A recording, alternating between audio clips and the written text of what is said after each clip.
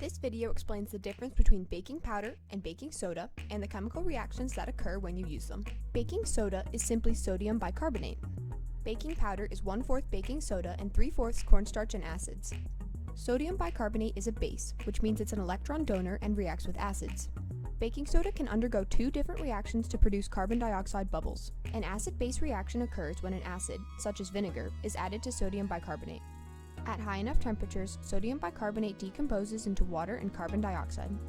These carbon dioxide bubbles are responsible for making foods rise. Heat accelerates both reactions. Baking powder is a mixture of sodium bicarbonate and two different acids. These acids are often monocalcium phosphate and sodium aluminum sulfate, but other acids can be used.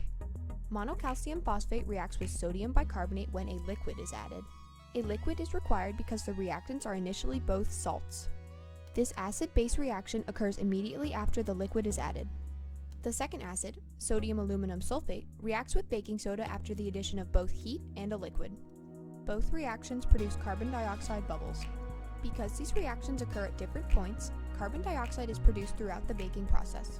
Around 15% is released in the cold stage and 85% in the oven.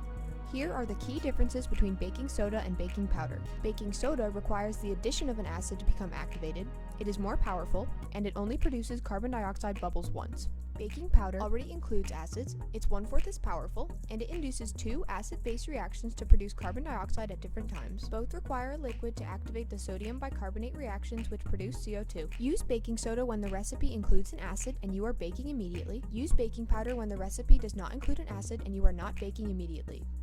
I hope this video answered your questions about baking soda versus baking powder. Happy baking!